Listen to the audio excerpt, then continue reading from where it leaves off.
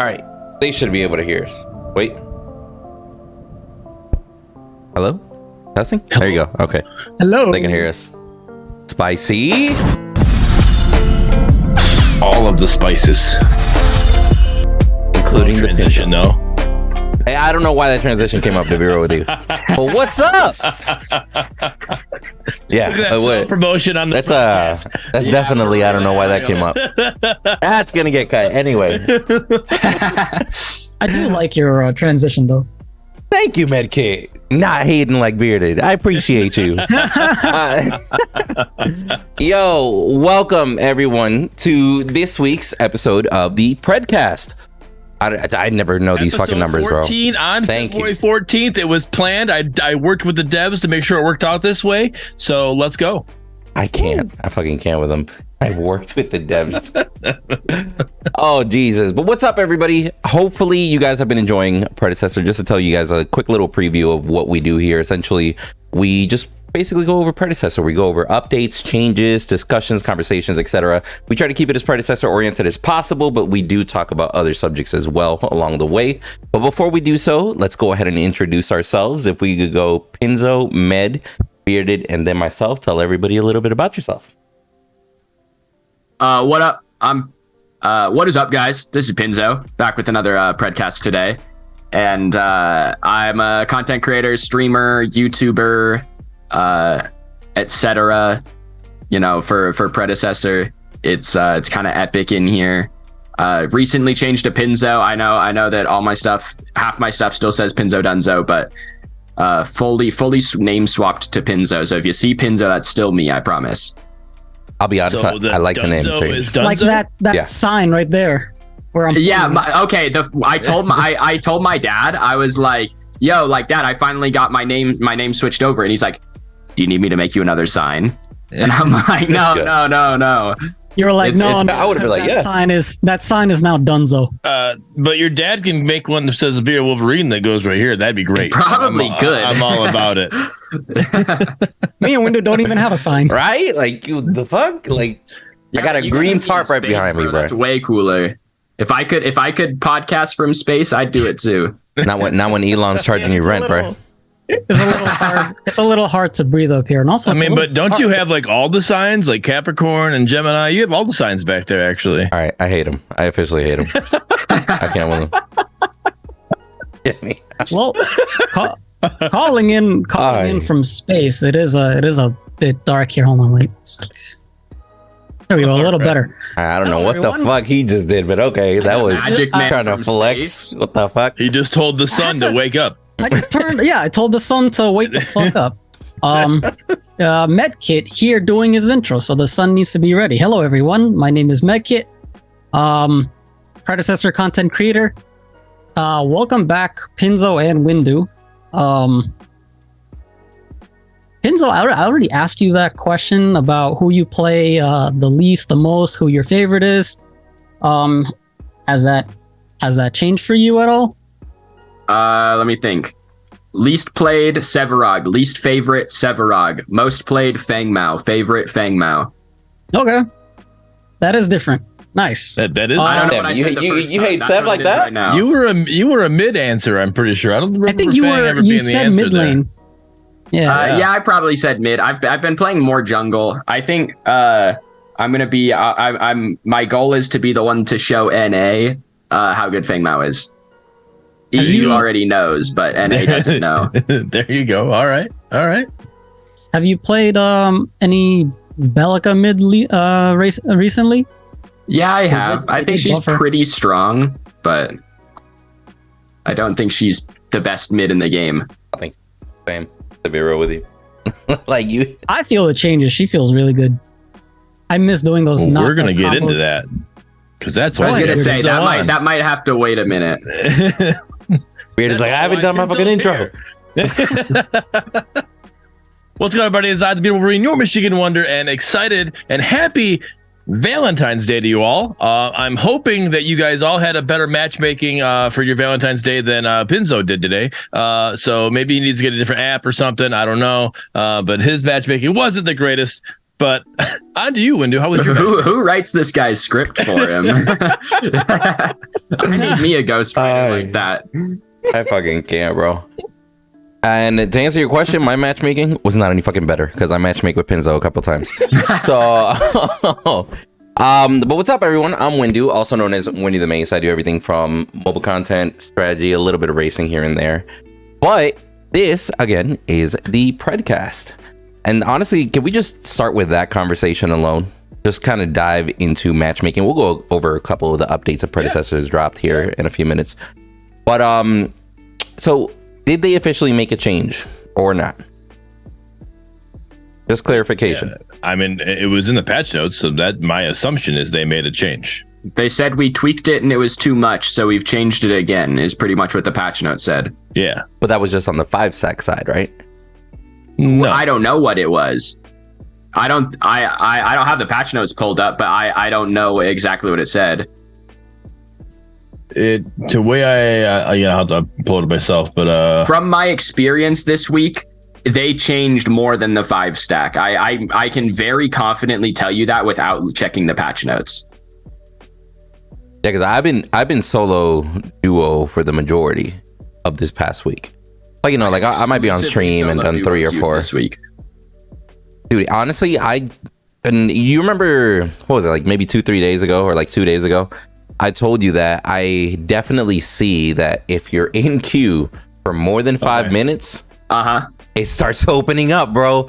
The floodgates open up and it's like, okay, Muriel mid, I see you, okay. And then believe you. I have never believed you on something more. Is that a compliment? What? Maybe.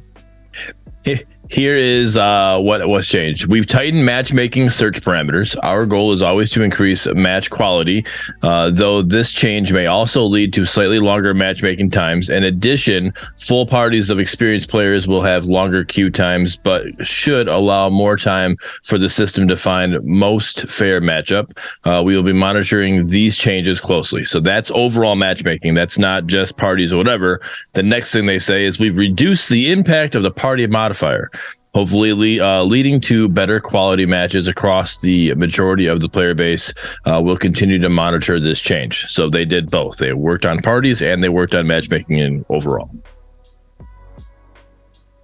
Yeah, I mean, here's the thing. The best matches I've had were this past week as far as competitiveness, right?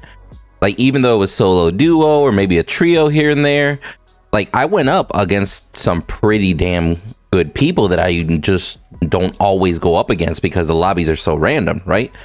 But I went up against homies that I've known for a while and started pairing up against it. I'm like, okay, so these matches are pretty damn good, but every single match had 1 to 2 players that definitely did not belong in that match.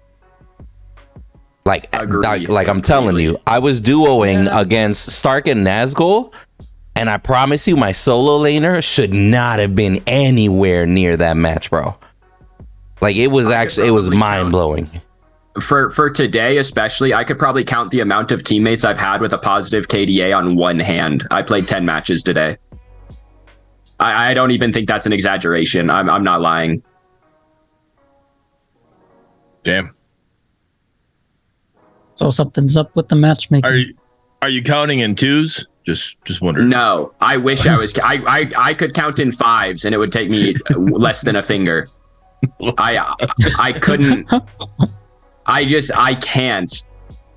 Bro, it's so bad. We had a match yesterday.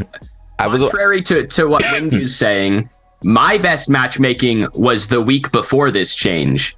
You know, the week Crashy was complaining about the 5-stacks, right? Like, I obviously don't play on East, so I don't see the 5-stack issue as much, but the matchmaking on West was substantially better that week until they tweaked it by Wednesday morning last week. I could my matches were horrible.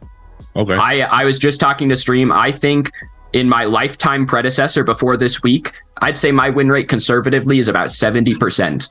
I think this week it is about 35%. And I don't think anything else has changed about my games other than the quality of my teammates. Yeah, I'm telling you, bro, that floodgate's opening.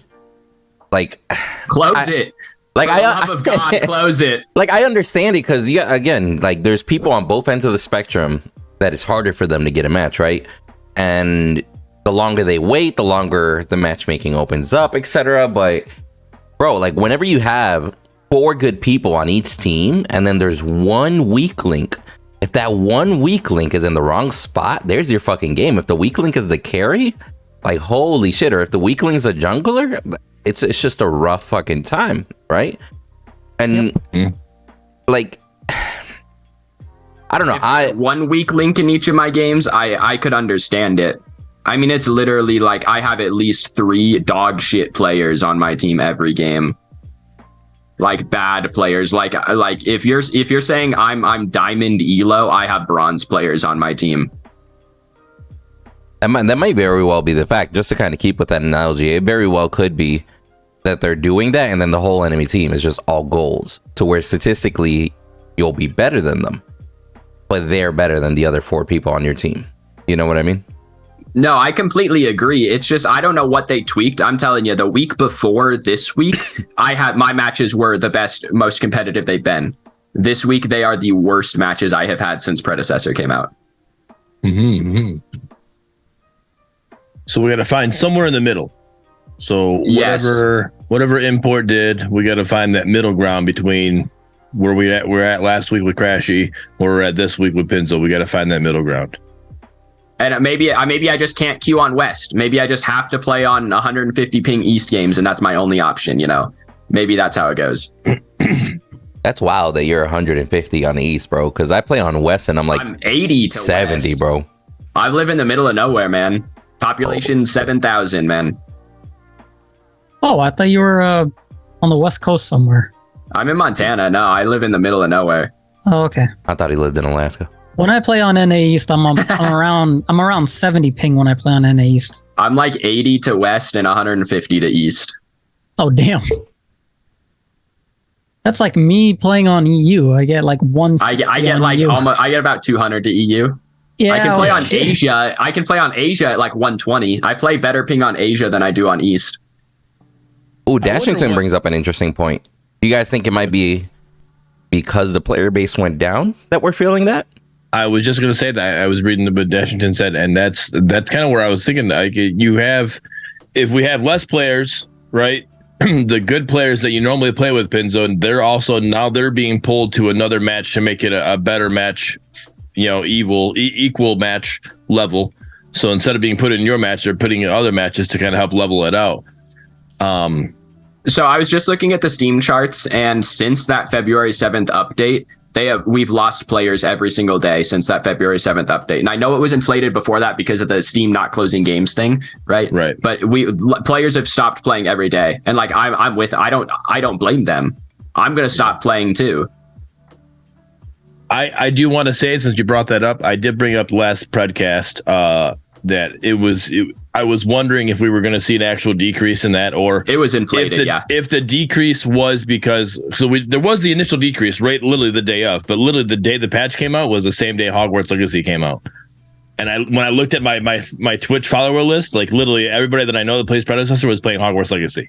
So I'm like, is the decrease in player base because they're playing Hogwarts Legacy, or is it because they're of the obviously the bug that was happening? And looking at the numbers now, you can definitely tell that it was definitely the bug that was causing that. So I think there's enough information there to say that it was it was bugged. Definitely now. Yep. Which is weird though. I mean, like, I don't to me, the way that bug would work is like you would see more of a plateau. You weren't seeing that plateau. That's what was throwing me off. As soon as you turn off your computer, it closes, right? So let's say I game from 6 to 9 and then I turn off my computer and go to bed. Even if I only play one match of Predecessor at 6 o'clock, it's still going to show me online till 9, right? And then if I turn off my computer, it'll drop again. True. But to me, my options currently are play customs or stop playing. I physically cannot solo queue anymore. 0% chance I solo queue another match until they change matchmaking. And we having that bad of an experience? Well, so my goal, right, this week, last Tuesday, leaderboard comes out or whatever, and I'm like, okay, I'm not on it. I know I'm not on it, but I've got a couple friends on it, right? So I'm like, I'm gonna duo queue and I'm gonna get on this leaderboard this next week. That's my goal. And so I've exclusively solo and duo queued this week, and it's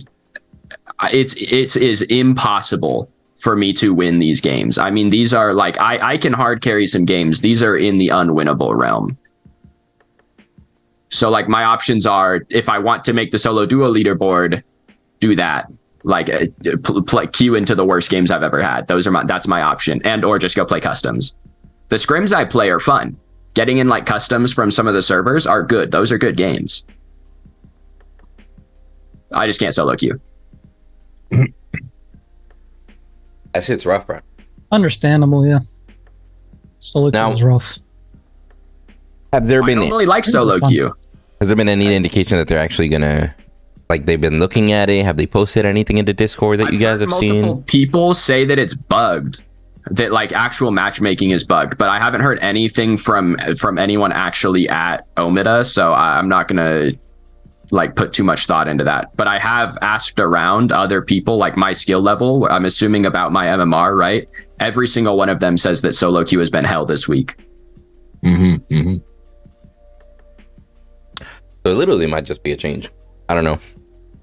Now, just to kind of pivot here a little bit, because we could literally rant here about MMR and matchmaking the whole time. I'm done. We got some juicy news this morning. You got some juicy news this morning. You did. What highlights? Not news. I meant highlights. Oh, highlights. Okay. Yeah. What you're talking about now? The one that's playing on the screen right now. Yep. I'll go ahead and put it full screen. But why we'll see more players soon, I hope. Well, fingers crossed. So here's my thing on it. I absolutely I like the video, right? Don't say you don't like Shinbi. I hate Shinbi, but the video. I have no oh my god, it's Shinbi. I'm not excited at all. I'm not bunch of characters. The video's cool. I don't get it, man. I am. The video's cool. I don't get it. But I totally see pew, pew all day and not no. Go ahead. Yes. Left click on yes. I'm waiting for Huntress. But bunch of pew pew or Shinbi haters. But I will say, you could definitely see her starting with the lifesteal item. Looks like, right? Which automatically leads me to believe that she's not going to have lifesteal in her kit. So I'm already kind of a little bit sus about that. I have a screenshot of the kit. Do you want me to send you a screenshot of the kit? Yep. Do it. At the 26 mark, if you pause it right at 26 seconds, you'll see she levels up to 11, and then you can see the passive, the abilities. Her new E doesn't heal anymore. It actually gives her a shield. It gives a shield, yeah. So there you go. No heal. Right she turns up to 11? Timestamp 26. I got it on the screen. She dials it up to an 11. There you go. So yeah, I'll be honest with you. Maybe they do that for balance. I don't know. I'll be honest. Shinbi that doesn't heal, it almost feel like that's not Shinbi. Like just being able to throw the wolves, and because even the music was a little bit weird to me, to be real. Like that little the fucking sound they got going when the wolves are spinning. I hope me and not as a Shinbi main, I don't have to hear that music all the time. That was kind of getting annoying in the video. See, I hope everyone else has to hear it, but I can turn it off. Get the fuck out of here. I do not want that.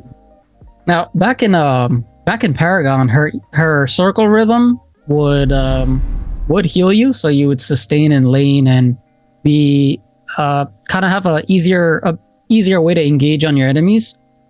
But it is interesting how the dev team went with a shield instead of healing, because imagine if she did heal, right? It would push a tainted meta even further.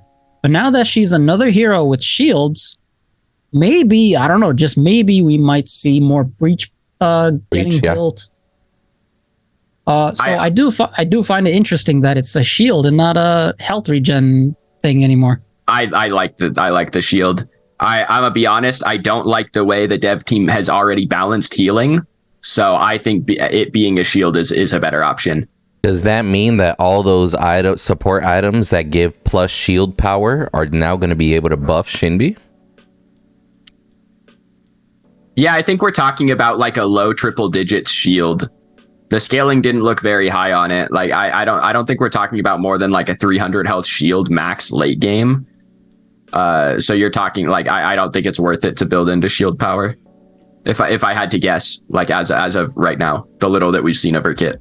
Yeah, I mean, Well, I don't know. I could see some people at that trolling with like point- a cooldown shield build and just spamming E on a consistent basis. Depends if the cooldown starts when you use it or when it ends. I didn't pay attention to the video. Actually, if so, I'm looking at the timestamp 26, and at that moment in the video, right, she's got Soul Bearer, Life Binder, and Dream Binder. So if we could look at how much magical power those three added up, and then I mean, looking at the That's a fair point. The She only has a level plus menu? 75. 75, yeah, that's pretty. That's like what, like pretty 70% good, scaling? actually. 70%? The Something like that? highest, if you look closely, the highest is line tempo, right, at 129 plus 129, and rushing beat has a 86. The lowest is all kill, but that's up to Or 8 ultimate. wolves. 75. That's actually not bad. I think that's a fairly respectable size shield. Well, what's Soul Bearer's 25, Life Binder's 60, is Dream Binder still 60? Or is Soul Bearer 15? That's like 125 power, 130 power, 140 power. So So 75, we're talking 60% scaling. I was about to say, under the assumption, let's say line tempo is at 100% scaling and it's giving the full 129 or something similar or close, right? So yeah, That's wild that's for an probably ability on like probably a like 4-second cooldown.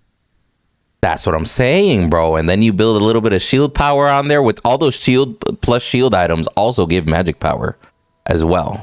So you can do some But probably stupid shield life the question binder is build. about the math, right? Is 20 shield power worth 30 power, 30 magic power? That's gonna be the math. I don't think so. Yeah, I don't even know what My the fuck guess is shield no. power equals to be honest with you, bro. I don't know what the it's the fuck that same. I don't means. know what it means. Yeah, I don't know what that To be means honest. still. I just know build that shit on Muriel and build it on Narbas. That's it. Besides that, I don't know. Yeah. Well, So she's got Dream Binder and Life Binder. A support hero building a crystal tier would be nice in tandem with Shinbi, right? Yeah. Right. If she's got Life Binder and Dream Binder, if she had one more binder, she'd probably need a Trapper Keeper. Yeah. Holy shit, a trapper keeper? I haven't heard of those You have to have a bitches. ghost Yo, rider, right? I haven't heard of these You have, bitches like, a since like ghost middle rider on the school. Screen that's writing on a teleprompter. I'm pretty sure he has these sticky notes all over the wall waiting to use them. He's got to have these on I his sent head. Bearded on Discord, like, yo, say this right now. Trust me. Oh, it's Medkit. Medkit's No. the Ghost Rider. No. Ooh, exposed. So yeah, new passive. I hate it. Oh, I didn't even peep the passive, to be real with you. What is the I hate passive? the So passive. biting melody on a 15-second cooldown. So that she can Basic jungle. attacks deal an additional 10 plus some extra magical damage on hit. Periodically, biting melody deals 4 times damage. Damaging an enemy hero with an ability decreases the cooldown by 1 second. The fuck does periodically mean? It's a 15-second cooldown. Yeah. Every so And- often. And if you use if you This sounds like a prophecy Elifrost type of character with that better. passive. Right? On the proc, Technically, it's you could doing, like- you could double stack something it's like doing, prophecy on there, no? 80% of your scaling on an auto on the proc. On every 15 seconds. It's doing it. I think that's going to be the most broken part of her kit. You're going to insta-kill people. Just like show up and nuke them with one basic. Yeah, if her Q has 100% scaling and her passive has 80%, I mean, if you have 600 magic power, a Q auto, let's assume you don't have Oathkeeper, you're hitting people for 1200 damage with just those 2 abilities. Yeah, which I will say in this video that like whenever I first watched it, it had a very slow start. I was like, yo, SHINBI doesn't do shit. She's like tickling people, bro. Like, what the fuck is happening? And then I noticed like, yo, she's just straight up building lifesteal in the beginning. That's why she isn't really doing much. But then towards the end of the video, I see like, what is it? She even ends up with like World Breaker at the end. And then she just nukes a fucking Revenant for no damn reason. Granted, she's 20-3 at this point. But I No don't damn reason. That's her job. So just okay, I mean fair. For a reason, granted. ADC's like you, by the way. Hey, relax. But Shouldn't be hater. But I don't know, man. Like I think the most exciting part about introducing SHINBI is the fact that they're introducing another high mobility character, right? Because it's pretty annoying when you have a crunch that nobody can catch up to. You know what I mean? See, I'm glad you said that because Crunch has double dashes, right? But one of them being an ultimate, so you have to have some kind of commitment. But my one concern for SHINBI being introduced into Pred was that she has the double dash, and then there's also the blink. Other than that, I like her kit. Like ever since OG Paragon, I thought it's a well-designed kit. It allows the player to have a playstyle of like this magical assassin type, right? And then I always thought like, okay, SHINBI's double dash, is that going to be a problem? Does there some like what? Do they have to do something about the distance? Do they have to do something with the recast timer? Do they have to do something with I don't know. I hope the double dash won't be a shorter. problem. Yeah, it doesn't feel like it's too shorter, far. right? It does. It seems like it's like 2/3 of a normal dash. It's not like half, but it's not crunch dash. Yeah, that was the only concern I had with SHINBI being implemented into Pred was the fact that I she would has a say double they dash. crunched her dash. Yeah, I'm gonna I hate him. crunch you if you keep it up. Bro, get this man out of here. But no, I mean, I don't think her kit's gonna be problematic. I think you're gonna see a lot of Richter Drongo duos with SHINBI on the fucking board because they're just gonna silence the shit out of her. I'll be honest with you. You guys love SHINBI. I still think doesn't fucking fit with this season whatsoever. I'm still holding to that. Oh yeah, no, I'm with you on that. I think Terra would have been a better fit. But what can you do? I mean, we got a SHINBI highlight video on Valentine's Day. Literally everyone has been begging for that shit. I think it was a good choice. I don't know, bro. I just know that I'm actually seeing quite a bit of comments, whether it be YouTube, whether it be on Twitter or on the posts that they make, etc. There's a lot of people hyped up for SHINBI and for Sereth. Apparently, I'm seeing a lot of Sereth comments. Yeah, Sereth and Iggy. But Yeah, Iggy's been getting hit up hard. There's an Iggy squad for sure. the Wolves hunt Windu. Okay. I guess you could stretch it that far, Horatio. Okay, I'll give you that. But she is an assassin. She hunts ADCs. She's just not dark themed like Countess and Revenant, right? And Huntress. They all have like this evil theme going on. But SHINBI's over here being a pop star, trying to make her brother Kwang proud. yeah, I think that might be it. It might just be the overall scheme. It'd be cool if they released SHINBI with some like alternative darker skin or like a black and red SHINBI or something. That'd be pretty lit. But Brilliant, I agree. Terra would have been great with the CC meta right now. now, real quick, just a quick little shout out to a meta. I didn't see this coming, but they did a little feedback Friday, which totally caught me by surprise. They just went out to social media, like, hey, what do you guys think about the patch? What's going on? Fill us in. Nice little art that they released and stuff like that. So, I mean, I dig it. It's a good job there. And then you saw a whole bunch of comments. Shout out to Ed, the old school homie. Solo queue makes me want to do unspeakable things. Stack after stack. Range autos are horrible. Narbash is a little god with heals now.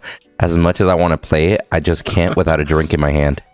and the list goes on, bro. Yes, he is a White Claw guy. But The dev team appreciates praise and all that, but they're more interested on feedback, right? They want to know what people think needs to be improved about the game.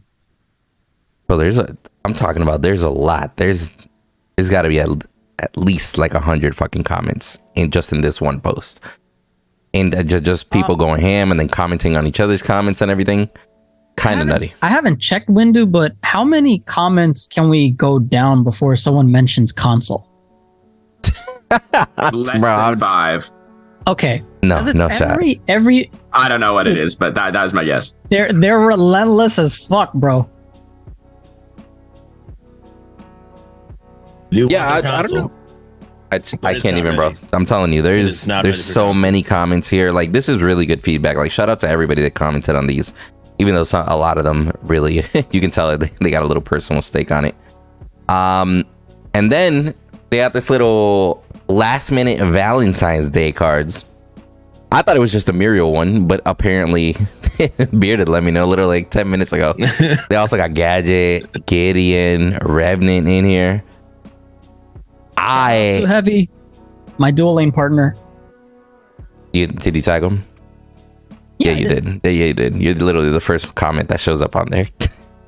But I mean, I think these are cool. This is just nice interaction with the community, right? Kind of cool. When did they release this? Yesterday? Yeah, they definitely should have released these at least a week before Valentine, or leading up to it, you know? Not just like slam 4 pictures the day before, like, oh shit, we forgot. Then they started doing a couple of shout outs as far as like, just like a couple Twitch streamers, just cool little clips and stuff like that. I think at least social media wise, they're doing a pretty damn good job. Like, this is a pretty productive week. Nibori's out of town, right? Nibori, I believe he's out of town as of yesterday. Right? I think it's Carrie is the Kari. I don't know. Kari Fora. Anarth is saying Kari is just carrying the Twitter this week, right? So is it? You're saying it's a Kari diff? Nibori? Is it? You're criticizing Nibori's Twitter?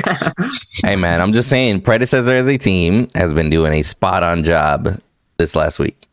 No, I completely agree. As far as Twitter is involved, of course. Dude, this one here, that Dirt OW, like, he literally had a penta in that. If you watch it, he had a penta, but his friend took it from him, and he felt so bad. It's his first time ever playing the game. He got a quad, and he would have had the penta if his friend just didn't get that last kill. Bro, imagine having a penta on your first game. Right? Pinzo said, "Get me in that lobby, please." I can't. I have people. I probably had 5 comments on YouTube today and 10 people in stream, and they're like, "Well, you should buy, like, just get a alt account, like just Smurf."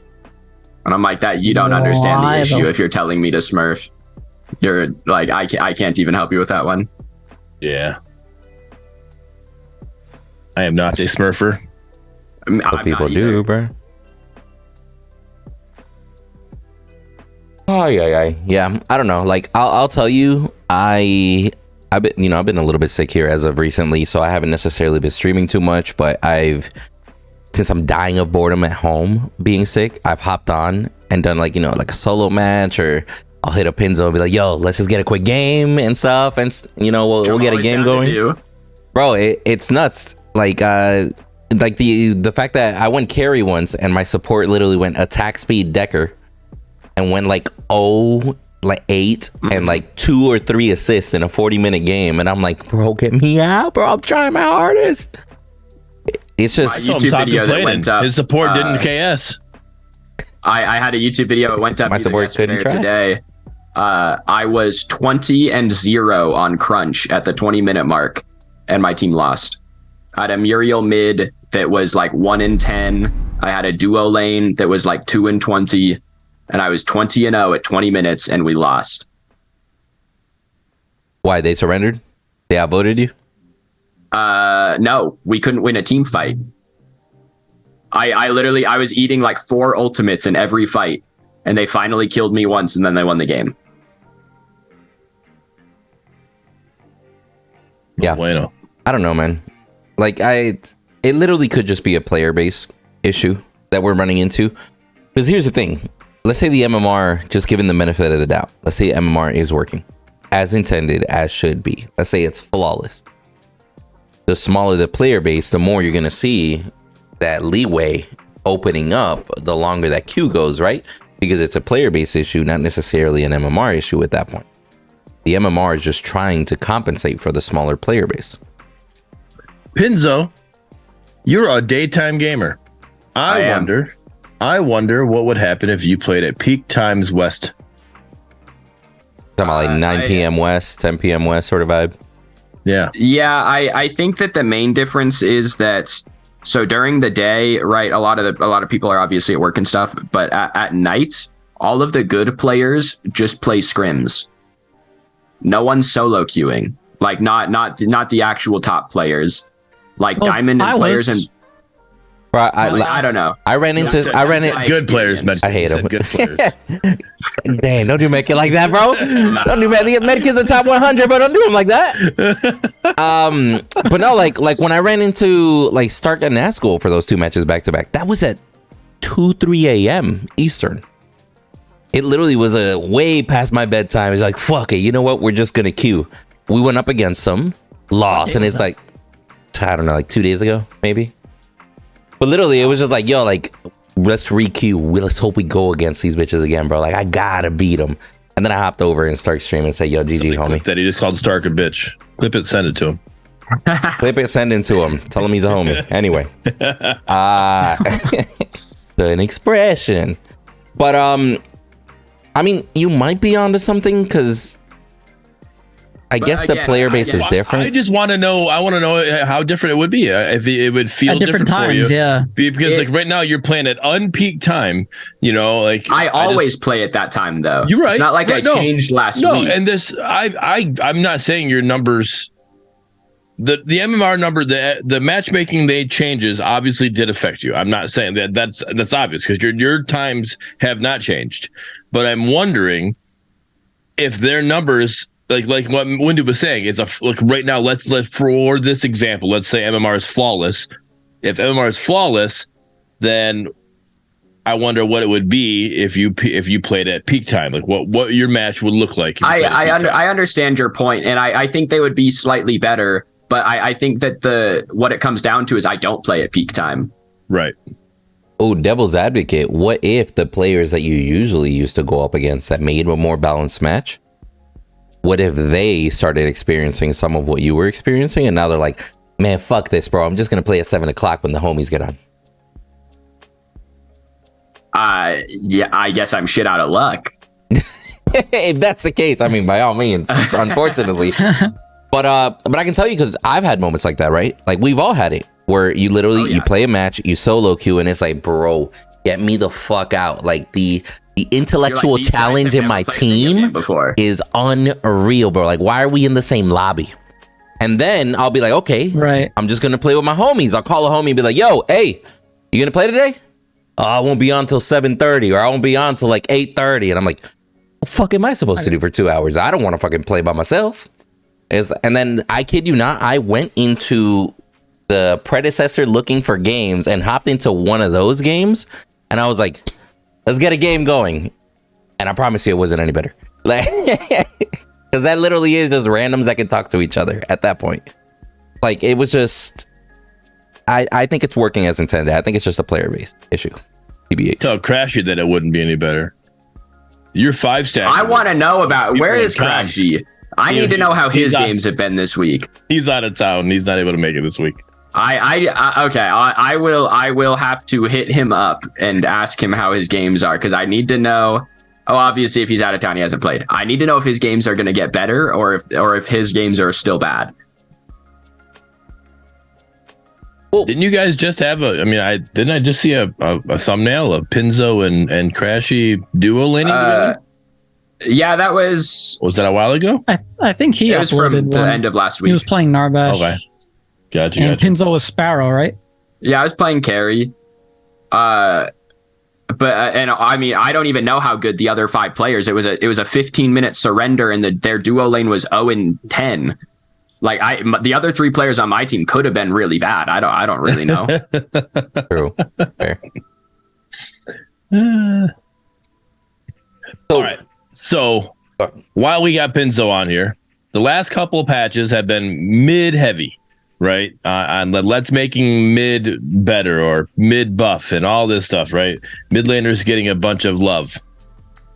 And I know you just recently said that you've been playing more Fang Mao, you playing more jungle, but with your experience, right? With your experience, what would you say? What are your thoughts on these changes? Are they needed? Do you see where they're going with it? Do you understand it? Because I personally look at it, I'm like, okay, I didn't really think it needed it, but like maybe it's a meta change they're looking for or something. I don't know, but like I don't play mid though, so I wanted somebody experienced to come in here and kind of give us a little feedback on that. Yeah, I think mostly the changes, like the Oblivion Crown change, I think makes the most sense. Because that item obviously is just like you. If you don't have that item, you're screwed.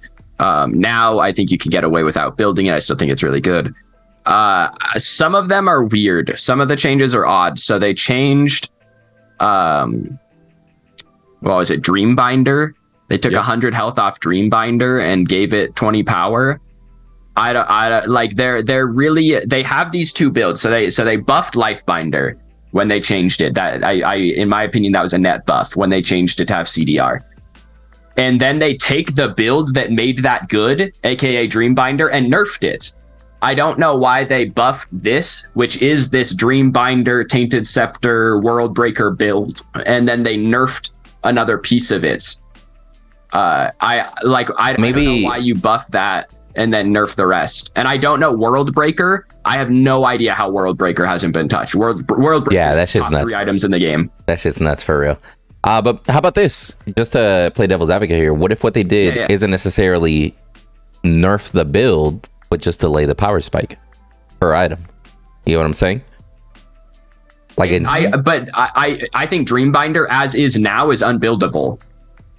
I think the only place it was buildable was because it had 350 health for some reason, and it was good in this World Breaker Lifebinder build. I think that was now I think it's bad. I think it was a net nerf to the item because it pulled it out of the one useful build it had. Yeah, I'll be honest with you, I don't build Dreambinder at all, like ever. Not anymore. I used to.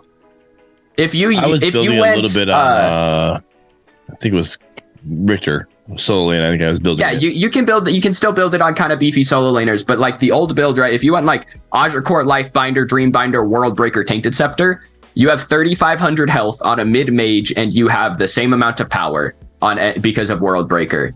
And now they nerfed Dreambinder. I pull it out of that build and put in Oblivion Crown, and now you have more health, and you still have 3k HP. It's I don't know how World Breaker hasn't been touched. To me, that's the most baffling item in the game. The amount of damage output that it does is actually kind of insane. To be real. So mages in this game have really high base health. I don't know if anyone else has noticed that. A mage base health late game is like 2,200. So if you have just a World Breaker, it gives 300 health, puts you up to 2,500. 2% of your max HP, that's another 50 power. That item has 45 base power. You're getting 95 power off of that item, assuming you build no other health. That's more than most of the other mage items. Like, why wouldn't you buy it? Yeah, damn. Yep. That's insane. Weird to say it's time to build it on everyone. Item. And I know Medkit plays way more scrims than me. I can only imagine what mid builds look like in scrims. But bro, actually, speaking of mage buff, my guess is that World Breaker is very good, even at like sort of top level scrims. My guess is it gets picked up a lot. It does. I was about to say, you know what's something that's nuts that I did not see coming with these mage buffs? Fucking Mage Revenant. Like that one match, one of the games that I played with Pinzo, I was carrying, I think he was jungle. I went up against a Mage Revenant. The moment this man got 2 items, I had to wait till we were both 18 to finally outscale him. Because there was a time, like a good 10 minutes there where it was like, yo, my dude's just like deleting with one press of the Q. That shit was nuts. Mm-hmm. I don't think... It is a tough one. I don't think... I first of all, I don't know why he has the double scaling a bit potential on his Q, that shit is just mind-boggling to me. And it's only his Q, if I'm not mistaken, right? I don't think anything else on Revenant's kit. Scar also have his Scar Does it? deals Scaling? magic damage, but I don't think it has any scaling on it. I think it scales off of Oh, physical. base damage. Everything scales off They physical put and his scaling on Q. this last patch. Oh, did they? Okay. yeah, that's what I thought too. So they basically just gave him the opportunity to be run as a mage on mid, essentially. Yeah, That's I don't what I'm think it's catching. any better than playing him as an auto attacker. Like, I think it's just an alternate thing you can do. Yeah, it just gave him more build diversity is the way I saw it. Which is cool. I don't mind the change just because I don't think it affects the way that you'll play him above like at any kind of scrim level. Yeah, you still play him exactly the same. That's very true. Like, regardless of which build path you go, you literally just like, Netherrealm, throw the kid out. Oh shit, land one basic, run away. Like, that's basically how it goes.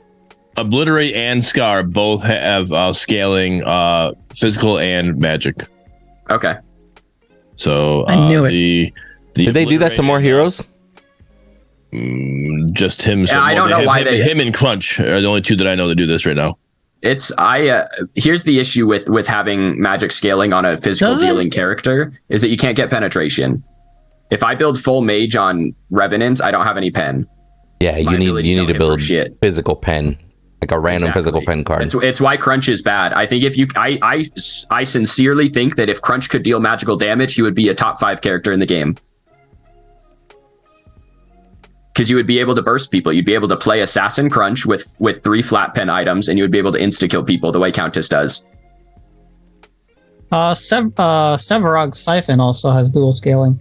Does okay. Does he really? What the fuck? That's why Mutilator Sev has been popping off like that? 80% physical power, 50% magical power.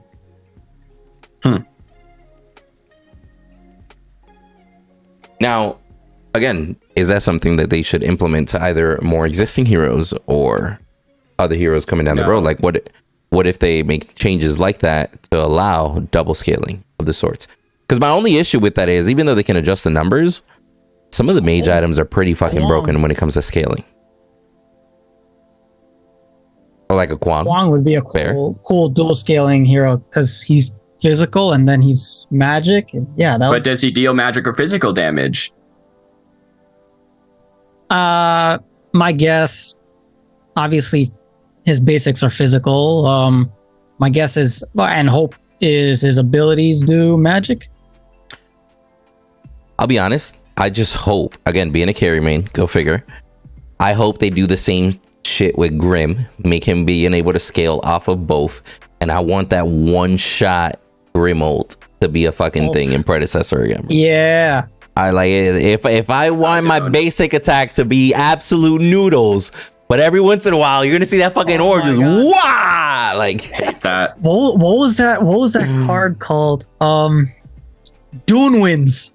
Do you guys remember Dune Winds? One shot Grim. RGSA's have a couple of videos with Grim and Wraith. I think it was this card where you like you just activate it over and over, and your power just compounds to the point where you can one shot people, but you have like 1 health. Anyone remembers? No. No. I remember the name of the card. I don't remember the actual item. I was 7, bro. He said I was Don't worry about it. 7. Okay, I wasn't 7, but Oh man, What'd you I was do? closer Glue on to your 7 facial than hair? I was to 21. What are you saying, Bearded? I'm gonna say if he was 7, so what'd you do? Glue on your facial hair?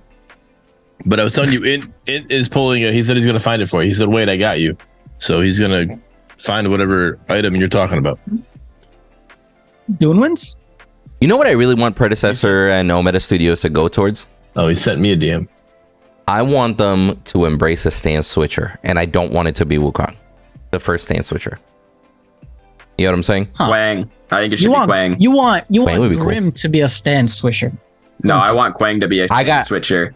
There's a thing in our. I did like seeing an iteration of stance switcher Grim in another game, and I definitely liked the idea, but I definitely think that stance switching in general is something that they could implement and just kind of show off the predecessor way, since they like to do, you know, just kind of take their time doing all these little things and whatnot, these little nuances.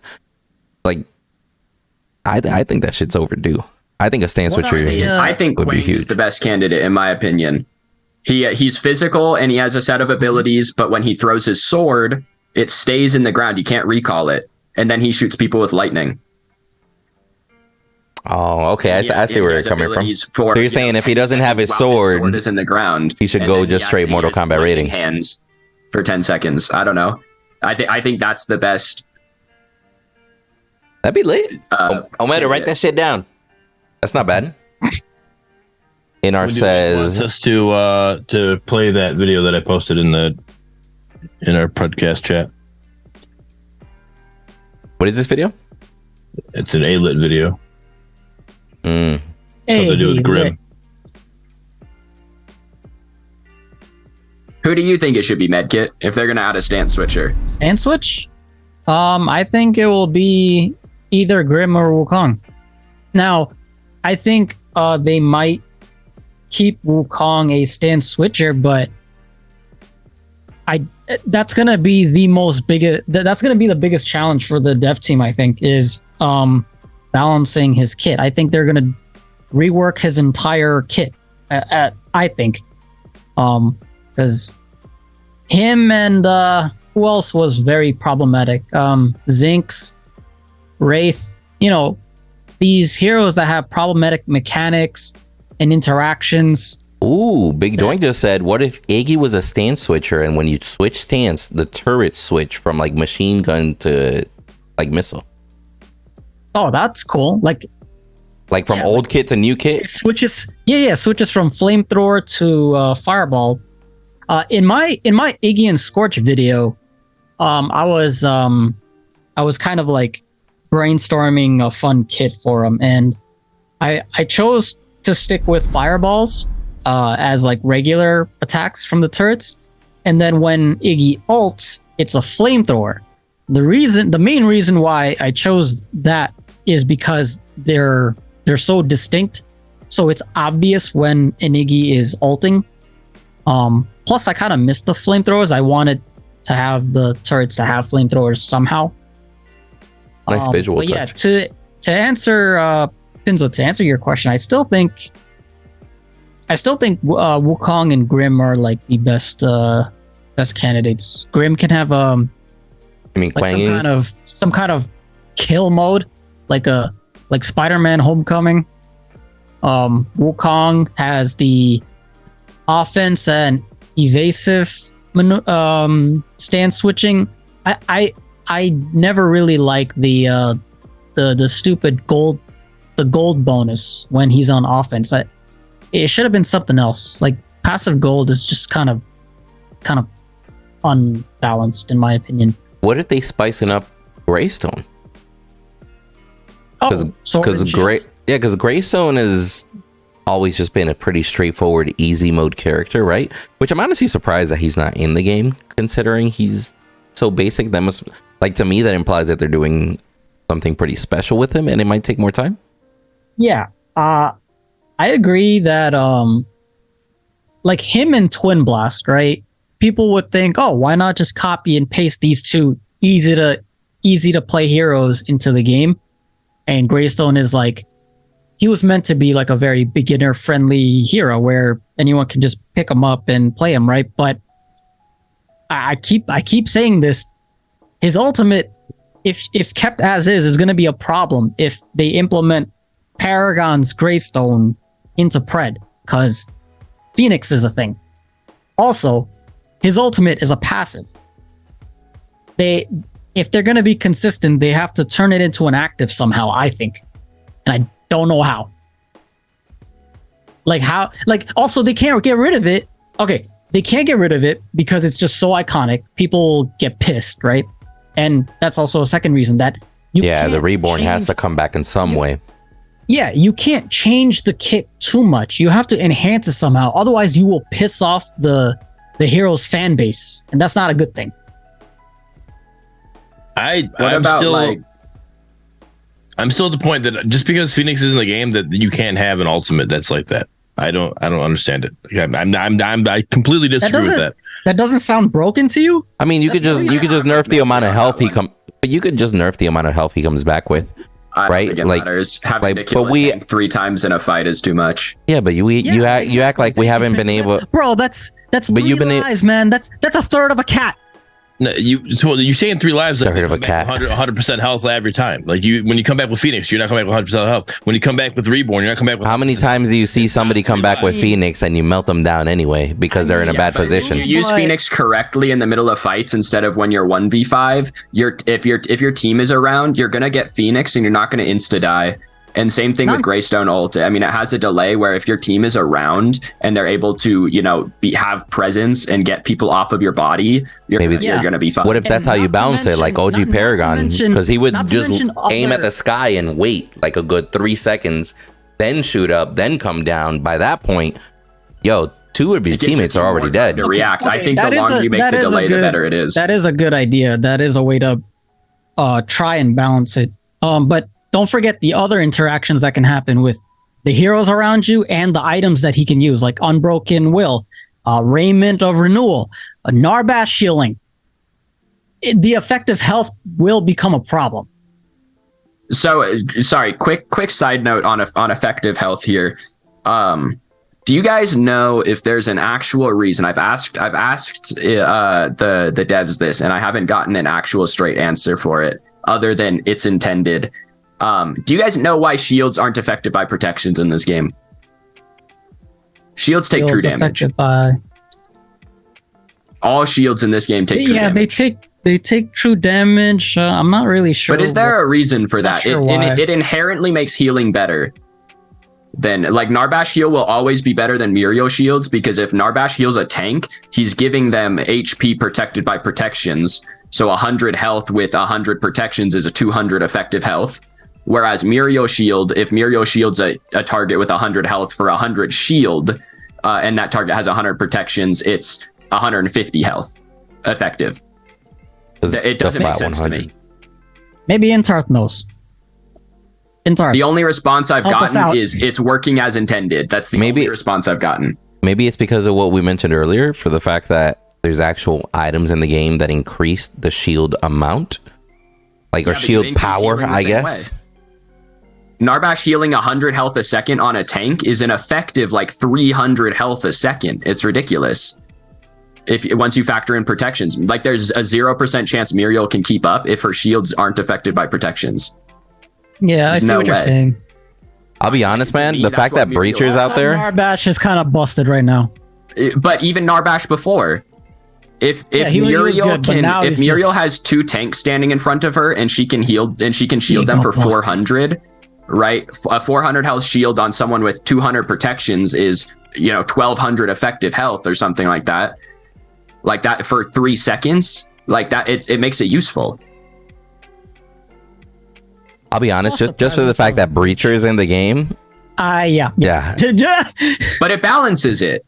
Well, no, but here's Breach is almost unusable because shields are so bad. If Breach didn't have really good stats, you wouldn't buy it. So hold on, let me ask you. Should there be more items like Breach? Because here's the thing, there's plenty of anti-heal items to try and nerf that heal. Stack. It doesn't, but it's still... So it's bad. It still hinders quite a bit. No, because what is it, like 30%? Right? 40%. It's 40 is the highest? What do you mean 40 sucks? 40 is still good. It's just the scaling that's the problem. Reducing 40% of somebody's healing is not bad. It's the fact that they stack. I think as long as anti-heal doesn't stack, 40%. There's a way to boost it, I think. Damn it. Intarth, help me out here. Flux Matrix can affect light, right? Light? The effect of Flux Matrix can increase the effect of blights from blight. To... Is that true? I don't think that's true. Or tainted, I mean, that's what I meant. Wait, I know what you're talking about. It's still blight in this game. That's right? Really, it's a really odd interaction. The effect is still blight. I could be wrong. That'd be super unintuitive. I could be wrong. Never mind. At 40%, if anti-heal doesn't stack, I don't think it's good enough. I think that, and I said this in my last patch notes video or whatever. They keep nerfing healing instead of buffing anti-heal, and I don't. And then they just god buffed Narbash for no reason. It's like Countess wouldn't be an issue if you could 100% anti-heal her. I could have sworn there was a way to boost Tainted, like from 40 to you bump it up to like 50 or 60. I think that. I don't know. I forgot if it which could stack, even if it could only stack twice. If you could 80% anti-heal Countess, she wouldn't be an issue. Same with like Narbash. Narbash has 100 healing a second or some shit when he's full passive, right? Late game with Tainted Totem and all that kind of stuff. He has crazy healing. If you could 80% anti-heal that, I wouldn't care. Because then in a fight, they're not getting 100 health a second. Like in Smite, right? In Smite, Aura anti-heals 25% and all of the item anti-heals are 40%, but they stack. You can 100% anti-heal someone if you have enough people with enough different items. The obvious difference, I think, in this is they can't heal at all? Correct, yeah, but you can't do it on one character. In Smite, magical characters only build magical items, right? So there's a magical anti-heal and a physical anti-heal, and you would need both plus the aura anti-heal to do 100%. Well, wouldn't that just not enable anyone to play heroes like Rampage and Kai and Narb and Countess? Well, in Smite, the downside is that generally those anti-heal items are not as good. So you're making a sacrifice. Right now, they just buffed to high hell all the anti-heal items. So in Smite right now, that argument doesn't hold up. But when the anti-heal items are slightly worse, then you're losing something to spec into that anti-heal. I don't know, man. I don't know how I feel about stack Tainted. Maybe if it was diminishing return somehow, like if it's 40 and then a certain percent. Like every time it stacks, it's like a diminishing. And then 5, and then, yeah. Like it's like a curve. I wouldn't want like a linear increase, because at some point, Rampage is going to ult, and he's not going to heal. He's just going to be a bigger hitbox. That makes it all worse. Why would you hit R then? Well, there's a character in Smite, Vamanas, has Rampage ultimate, was bad when anti-heal was really good. But they've changed his ult enough to where it's still good. But the point being that I think as long as anti-heal is capped, essentially right now it's capped at 40% on someone, I think that Chimera, Rampage, Narbash, etc., those healers are going to be nuts. You can't kill them, and they keep side changing. You know, Countess she got one healing nerf in this last patch, but it was offset by another healing buff, right?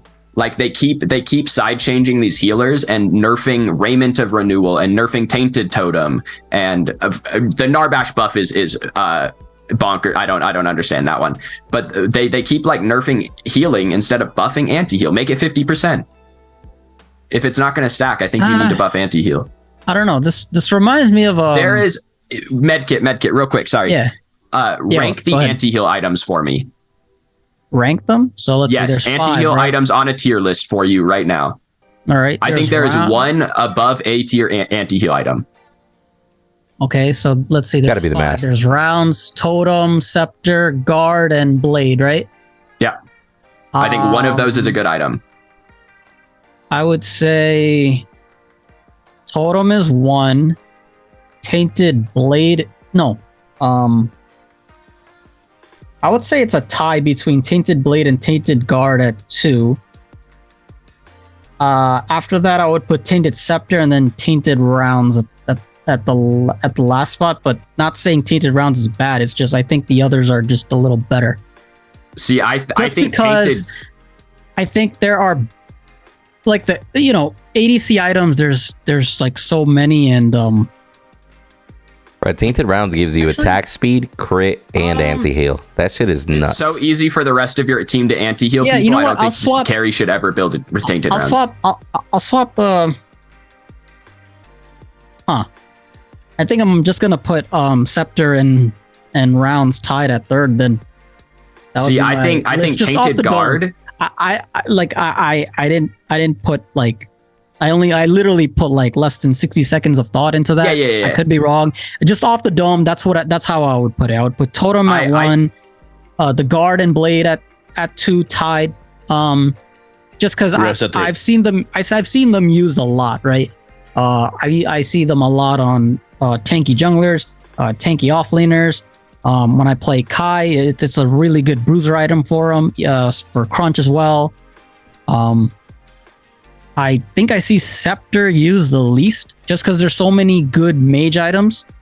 Again, I'm not saying Tainted Scepter is bad. It's just there's really good mage items, and so that's my argument, Medkit. There are really good mage items, right? So imagine if Tainted Scepter had this 50% anti-heal, so that it would be good if you were against healers, but then in normal builds you're losing something to build it every game, right? You're saying increase the anti-heal, lower the damage, or the cooldown reduction, etc. Because I think, in my opinion, Tainted Guard is like a top 3 item in the game. I think Tainted Guard's the best Tainted item, followed by Totem, and then I agree with the rest of Medkit. But I think Tainted Guard's broken. Yeah, I like. Which one's the one that used to be called Leviathan? That's Bastion. That doesn't even make the list. I forgot about that. That doesn't make the list. Really? Well, the only apply Blight though. I was gonna say the only reason because that one has a worst item on that list. Well, because that one does have a passive. I was gonna say that one does have a passive that people that have Blight applied do less, like 15% less damage to you in general. Yeah, you gain damage, Mitt, but it's not worth it. It only procs on magical damage, so it's super niche. Well, not necessarily, because it says just people with Blight do less damage. So if you run guard and you only blight people that deal magical damage to you. But not if you're running alongside with guard that applies blight to physical damage received. You're double stacking for no reason. The blight for no reason, yes. 10% damage, Mitt. It's not worth it to double stack it. It also depends on a couple of situations. Let me give you an example. Let's say you're a Decker and the enemy team is Narbash, right? Mm-hmm. And the game plays out. You build Silentum and you win. It turns out, well, no, I'm trying to talk You're good. Let him set it up. So the setup is you're a Decker, they have a Rampage, and so happens. You're building Tainted. You have an option. Do you build Tainted Totem or do you build Tainted Scepter? Now, you're a Decker who is more long range focused, and people aren't really like on top of you. I can see an argument made where Tainted Scepter would be better in that situation than Tainted Totem, just because you can fire laser, you can blight multiple people. I don't build anti-heal in that scenario. I tell my solo laner to build Tainted Totem. I mean, like no, but that's my. I don't have to. Yeah, I know. I'm just saying. There's different. There could be different. Which Tainted you build may depend, and that was just like random I agree, example. but in your scenario, I think that me building Tainted only matters if it stacks. Otherwise, I tell someone else to build it because I'm playing a backline support, so I don't want to build Tainted Totem. But Tainted Scepter takes away from some of my support abilities, right? If I don't go Tainted Scepter, I'm delaying, I don't know, Galaxy Greaves or Hexbound Bracers or Dynamo or something like that, right? Whereas I just tell my jungler or my solo laner to build it. If it doesn't stack, why do we need 10 Tainted items? Yeah, I mean, my little input on that is your solo laner is not always going to be in dual lane helping your dual lane out while the Rampage jungle is destroying dual lane. Don't fight. Didn't we just go over the matchmaking issue? Like you're gonna fight without one of your teammates for the majority of that match, bro. My point is at a scrim level, I think you need 2 Tainted items max on any team, no matter what you're playing against. Oh, at a scrim level, I could see that, right? Just because you can actually coordinate. On the other 99%, the community level, I feel like people have to apply their own blight, or that shit might never come, bro. There's also, if let's say we take the 6 Tainted items, right? Okay. 3 of them you can kind of focus them on someone, whereas the other 3 is more if there's incoming attacks. So Yeah. the 3 that you can focus with is rounds, Offensive, defense. blade, and scepter, right? So you're making that choice. I want to blight this motherfucker. And on this side, you have Tainted Bastion, Tainted Guard, and Tainted Totem. They're more passive, like incoming attacks. I'm blighting whoever's attacking me. So I can blight multiple targets in that one instance. You know what I'm talking about? No, I understand what you're saying, but I think having a solo laner build Tainted Totem and just stand in the middle of the team fight is literally the answer. You have too much hope for these randoms. I'm gonna tell you right now, bro. Again, Windu, I'm mostly talking at like a semi-scrim, semi-competitive level, just for the sake of arguing on these items. Because obviously at a solo queue level, you would be lucky to have anyone build any anti-heal, even if the enemy team was 5 Narbashes, right? Like, people aren't going to do that. It's just how it is. Narbash ADC. Is there... I'm going to see Pinzo play it next. Well, I'll do it. I got a question for you 3 then. In your opinion, who should be building Tainted no matter what? Whoever's Which role? tankiest. Okay. If you have a Richter or a Steel or even a Narbash support, right? Like, those guys should have Tainted. If you have a Decker or a Muriel support, your solo laner should build it. I was about to say, I would say jungle solo. Whoever's in the middle, who's ever the most closest to the middle of the team fight should have Tainted. And it should be Tainted Totem every game. The item's OP. I'd say, Brett, throw Tainted Totem on Chimera, tell him to dive. That's So Tainted Guard was the OP one. Tainted Guard is almost specifically OP against supports. I was playing a game the other day. I was playing Decker support. I had Hexbound Bracers finished. I autoed an enemy Rampage for 40 damage. His Tainted Guard hit me for 150. Damn. Because of the I think it's you can't auto someone that has Tainted Guard if you're not a carry. You just don't. You can't.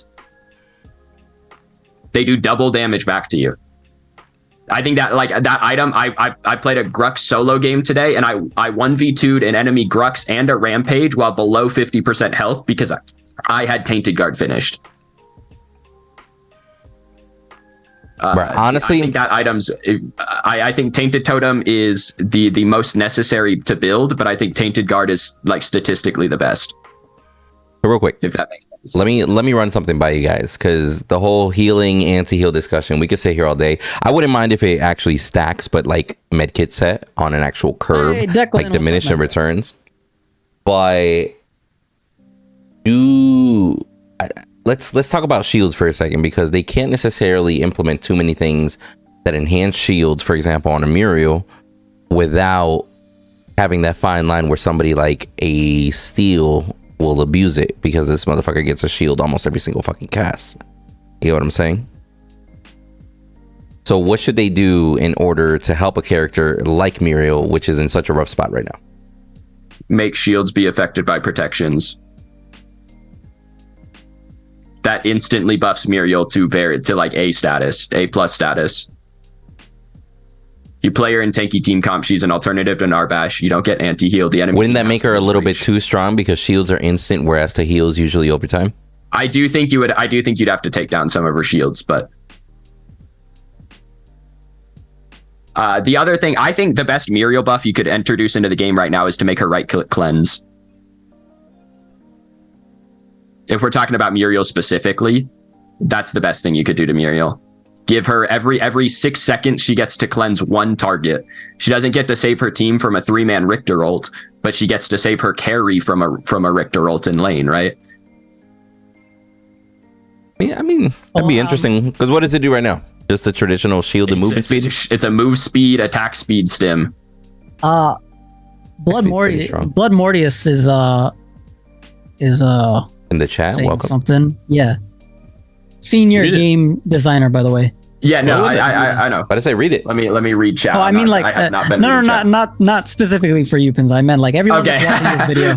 Yeah. I was like, bro, for those of you watching, Mortius is BIP. If they're watching after the fact, they can read it up in the corner. But if you want, go ahead and read what he's saying for everybody so they can hear it. Let's see, where does he start? To do 150 pre-mitigated damage. He would need 600 physical armor to do 150 pre-mitigated damage. Yep. Thank you. It also makes shields more effective on tanks while lowering them on squishies, leading to leading to lower values to be balanced with tanks. Then it's the same for carries, but better for tanks. Doesn't achieve the goal. Raising the values would be a better alternative to making the shields more effective. So just increasing the flat amount, basically, or the scaling on it. I see what he's saying, but it definitely, it obviously will inherently buff tanks more than squishies, right? It still increases the effectiveness on squishies. Late game, a squishy has 80 physical defense or something like that, 60, 70 physical defense. Like, it still affects them. It's obviously not to the degree. I think obviously if you're going to make shields affected by protections, you have to bring the values down.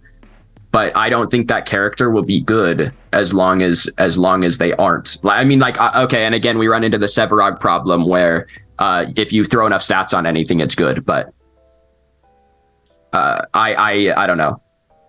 I think Muriel's bad. I think they need to give her a play to make. And right now, her only play to make is ult someone every 3 minutes. Her ult has a 3-minute cooldown, by the way. Not according to that mid Muriel that we played with.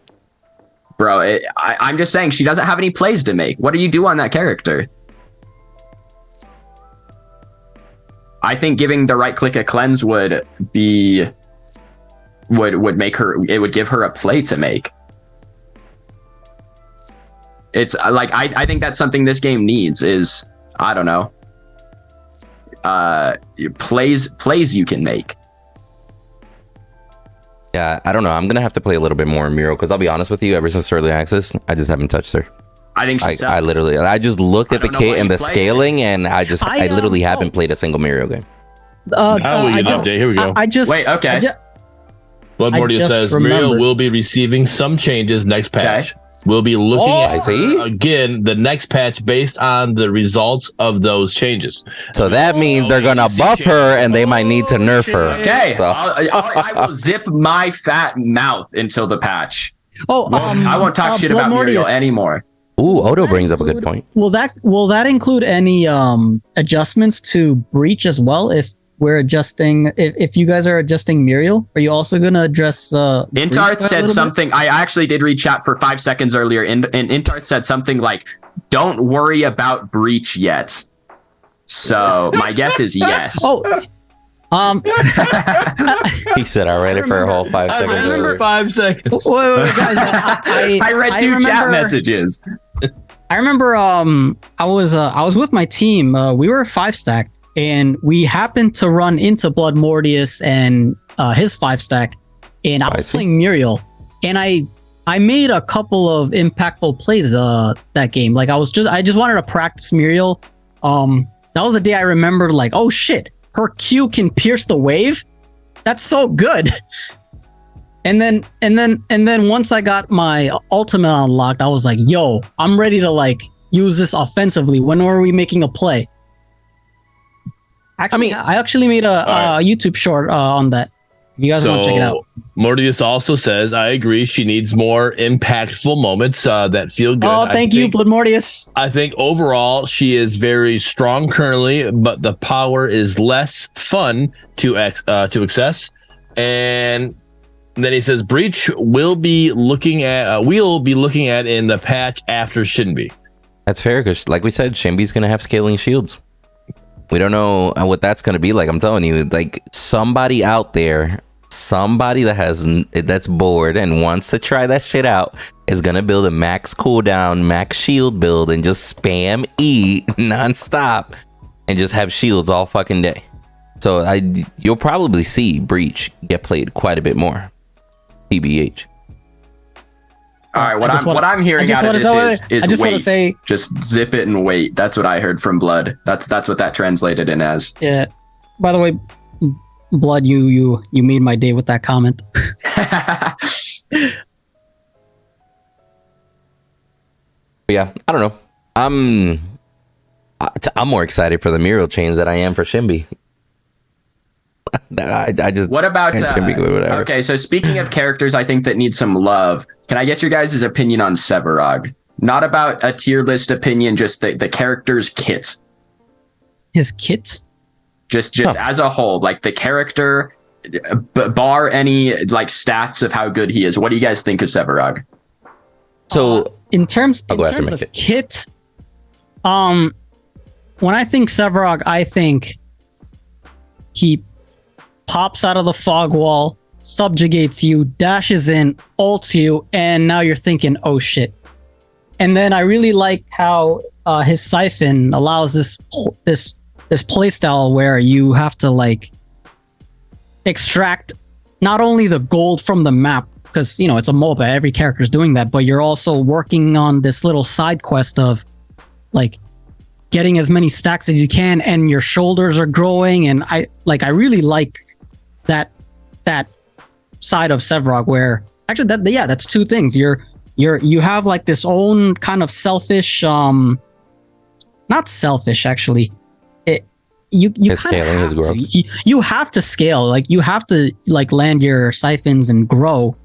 Like that's another way to grow. It's not only just XP and gold, but you're also growing with your stacks. And then his other three abilities, the subjugate, the dash, and the ult, the way they flow, you don't even have to do subjugate, dash, ult. You can literally just dash, ult, then subjugate. Or like I really like. Okay, so that's the play, bro. Dash, ult him, and then subjugate him under tower. Yeah, I like any hero. I'm gonna say this right now. I'm a fan of any hero where there's a very, very high skill ceiling and lots of skill expression. I think that's fun, and if it's balanced, it's even more fun. Me personally, I don't have a problem with Sev's like kit or design at all. I think Sev's shoulders only get bigger because he skips leg day. Change my mind. Bearded, if he were to wear Galaxy Greaves, right? Would you be able to I don't know where I'm going with this question. Next. Good try. I like the attempt. We just got to work on that. And that right there, work on the delivery. He doesn't send me any messages and tries to ghostwrite for me. All right. I fucking can't, bro. Anyway, really quick. So on Sev, I think the Sev kit in itself isn't necessarily bad. It's very unique. You can make some cool plays out of it, right? My biggest issue with Sev is how lackluster he is in the jungle, quite frankly. Like if there's a Sev solo versus a Sev jungle, the solo one is gonna be looking like NFL shoulder pads while I'm over here in Little League shoulder pads in comparison on time. But besides making him maybe a little bit more relevant in the jungle, I don't necessarily think he's horrible. He's a little lackluster as far as boxing and everything, so that might be something that needs to be addressed. Boxing is lackluster? Okay, but that's why people build Mutilator on him, so he can actually box. No. Level 1 Sevarog is really strong at boxing now. If you so the Q, right? If you can land it on multiple minions and the hero, that's like half a health pot, bro. It's the sustain is ridiculous. I personally think that needs to tone down a bit, but I don't think he's bad at boxing at all. I think he's like top 1 or 2 offlaners right now because of that. I agree, but my question for you is he a top 1 or 2 sub like solo laner? Because I don't know how to put this. Because his kit is good or because he has too many stats? Because they've buffed specifically his health in like the last 4 patches. They've literally give him more health and more lifesteal. Does he just have too many stats for people to contend with? Because in my opinion, that's why he's good. I'm that bronze that you hate playing with. What do you mean by stats? They gave him like 180 stats? more health this patch. They gave him more health last patch. They buffed the lifesteal on his Q. He just has more health than any of the other solo laners. He's more durable, but they just do that by just throwing stats at him. And I think this is my take on Sevarog. I've said this all week on my stream. His kit is boring. He has this evolving passive with one ability that evolves. He has one ability that evolves, and it doesn't even evolve. It gains more damage. That's all that it does, and he gains more health as it levels up. That's it. I think his passive is super boring. He has his E. I get that it's long range, but it's a root on a 15-second cooldown. His dash is a dash that doesn't do any damage. It's mediocre speed. It's mediocre distance. 20-second cooldown on his dash. By the way, rank 1. His ultimate is cool. I'll give you that much. His ult is cool. The rest of his kit, I think, is super lame. I think he is the most 2016 character in the entire game. That's my opinion on Sevarog. I think he's super lame. He's my least favorite character in the game by a long shot. I can't stack with shit, so I don't play him. Oh, I'm a fan of Sevarog, so his passive is a cool idea. It needs to do something else. It's like, oh, you last hit with your Q, you have enough skill to last hit with your abilities. That's really cool. You gain stacks. Oh, what do I get for my stacks? Well, you get 100 extra health, and you get 10 more damage on your siphon. And it's like, okay, that's very epic. What else does it do? Oh, nothing? Pinzo, bro, think about it this way. That passive allows you to become a raid boss at some point. You become a walking orb prime. Yes, but it's because of stats. Like, if you look at an evolving passive, I'm going to go to Smite because that's what I'm familiar with.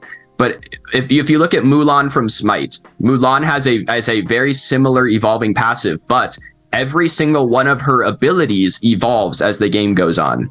It's not just one, and it's not just damage.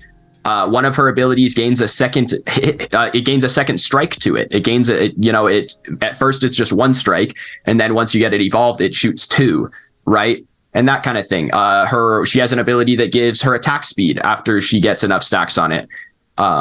But she's a weak early game character because of this. Once her kit evolves, it gets better as it goes. And I think that's what Sev is lacking. He has this sort of like evolving character kit with a kit that doesn't evolve. All right. So you said he had too much stats. Hold on. You said he had too much stats, but then you want his passive to do more? I want his passive to be something besides giving him health. I think it's super lame, especially with how much stuff in the game right now scales off of your health. I think just making him have a passive that increases his health is just boring. It, like, again, if you had a character, if you gave, who's the worst character in the game right now? Crunch, Muriel, Fangmao, whichever one of those 3 you want to pick. If you gave them 10,000 health, they'd probably be good, right? I thought you said Fangmao was actually really good. I like Fangmao. I'm going off of general consensus. My point is, if you give someone 10,000 health, or let's say you make Fangmao's hamstring do 1,500 damage, that's a good character now, right? It has enough stats to be good. Well, so hold on. Let me intervene real quick. So, because I even comment. I know, but I commented on something that he said. So there are a lot of stacking characters, and some of the few that I mentioned in the chat were League of Legends characters, Cho'Gath, Nasus, Vhagar, etc. Just characters that, if they stack properly, they're like god tier. They're not going to be able to be stopped, right? If they don't stack properly, kind of underwhelming. Sevarog should be. I only know one character that you just named, and that's Vhagar, but he has other plays he can make.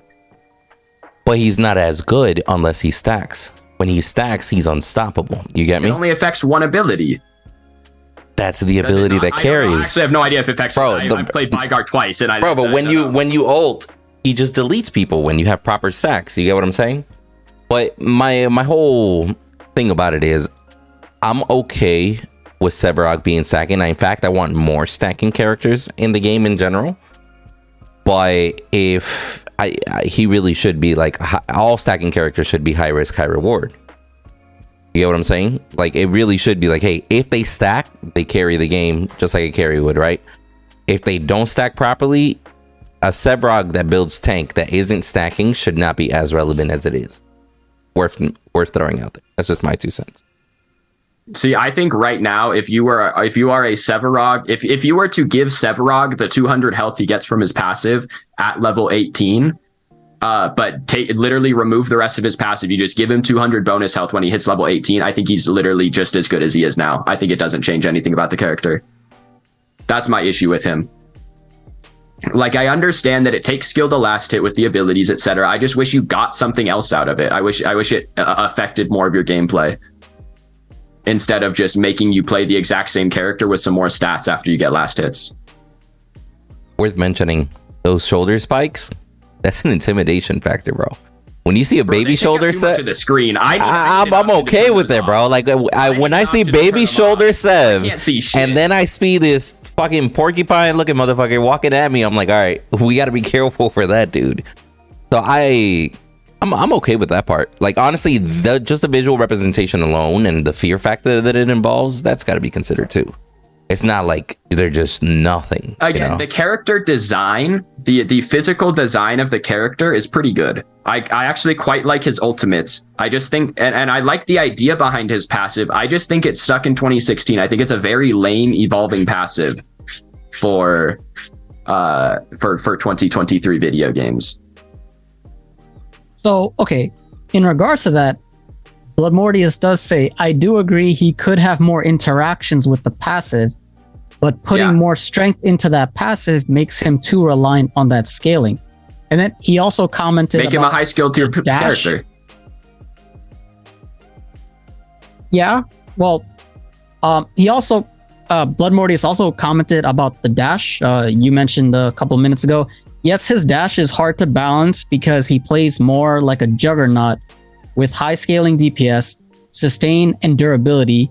He also has strong control, so the mobility needs to be limited. And in my opinion, to add on to that, his subjugate, right? There's a reason why it's not... It's slow, there's a delay, and it's on high cooldown, high cost, just because it's an AoE route that slows afterwards by a lot. So a way to balance that would be to give it some form of combat readability and maybe a high cooldown, which that's why it is the way it is. What if you were to make it to where it's only a route? It has no slow, but once you have 100 stacks, now it slows afterwards. Just evolve it in general. Physically, I think they need to make that shit like Hellboy. Like Hellboy's horns, how they're slowly growing, and then once he's at the max level, they got fire coming out of them, you know what I mean? But there's also the part where we have to, like, if Sevarog is getting, if he were to get a rework, which in my opinion he shouldn't, but if he were to, his kit has to be enhanced somehow. They can't change it completely just because there's a lot of Sevarog mains out there. And like I said earlier, if you gut a kit and just like piss the fan base off, that's bad for the game. I get what you're saying, but I completely disagree. We cannot survive this game on the Paragon fan base. We need to grow this game past the Paragon fan base. All right, but I'm saying if we piss off Sev mains and they leave, we need to survive off people who don't play this game. We need to bring them in, and if changing his kit is going to do that, then so be it. I'll even say it for Murdock. If you change, I'm a Murdock man. That's my favorite guy. If you change his kit, I'm not going to leave, but there are good people who leave. If that's what's going to do to help this game grow and become something that's going to be better than what Paragon was, because we can't just survive off Paragon, fanboys. We got to grow bigger than that. So we can't just keep kits just because that's what the mains are going to, that's what's going to keep them happy, because they're a very 1% minuscule of what we want to grow into. So we can't have that. I agree. Blood Mortius does say there are heroes I'd rework before Sev, but he would be on the list of heroes that he once we get a larger pool of heroes. Okay, that list though, let's be clear. That list of heroes that they're going to rework, he just said to be like at least half the race. He just said Murdock is very high on that list of rework characters. Don't say but that. But again, that list has to be half the original cast. He said, "How do we ban him?" How do we get rid of this guy? I got to message Smokey. We gotta talk, Smokey. That list of reworkable characters has to be half of the cast. I mean, there's so many kits that are so basic. Yeah, I mean, I'll be honest with you. They can get rid of that stim on Murdock. That I think. I think I have hit every single Murdock trap in every single match that I've ever played. I hate that shit. I don't know how I do it. I run into every single Murdock trap. I'm okay with the traps. I'm not mad at it. That E definitely needs to change though, and even if they keep the trap, just make it a little bit nicer. Cause that little dome trap definitely looks hella dated, I will say. While we're talking about reworks, so like literally I've been having this conversation with somebody else in the last Predcast video on YouTube. For those of you who don't know, this gets posted on Windows YouTube channel and you can check it out later and comment and carry conversations with us. But there's somebody I'm having a conversation with and we're talking about he brought up Grux having 3 CCs in his kit. And my argument is still Steel has 4 CCs. Like his shield slows, everything else, his whole kit does a type of CC, and it's just too much. And I think he needs a rework. Like that character in itself, that kit is just too much CC, and it holds the CC meta, and it needs to be changed. And I think we need to piss off the Steel mains and the Steel fanboys, and to change it up a little bit and to get rid of that. That's crazy. I think he should be at the top of the list, and I agree with Int being putting Steel up there. Steel is definitely need to get changed. I agree with you that I think they need to. I think right now a lot of the balancing, and I obviously haven't talked to anyone about this, but like. I think that a lot of it is that they're scared to make people too mad. Like, obviously, the player base isn't a million isn't people, the largest, right? Like losing, like making a group of people mad and them leaving, like that's obviously a big threat, right? I think that's why we're seeing so many Countess like side shifts rather than actually dumpstering the character who's been the best character in the game since she came out. Like, I think they need to kill that character. But I think they're scared to do it because too many people like to win all their games by picking Countess. Bro, they killed Kalari with that last time. I'll be honest with you. That attack speed change, bro. I don't even think that was intentional. I think that was a stray bullet. He said that was a stray bullet. I don't think they meant to do that. I think that one was an accident. So it and Clorox both said that they think it's more the damage of Steel. And I agree. The thing is, the reason he's able to get that damage off is because he's able to freaking CC lock you. If you take why does his right click have 5% max health damage? Riddle me this. But if you take away a part of his CC, he's not able to lock you down as long. He's not able to get as much of that damage off. Damn, Blood Morpheus is straight up out here. In the barn, bro. Rip. Sheesh.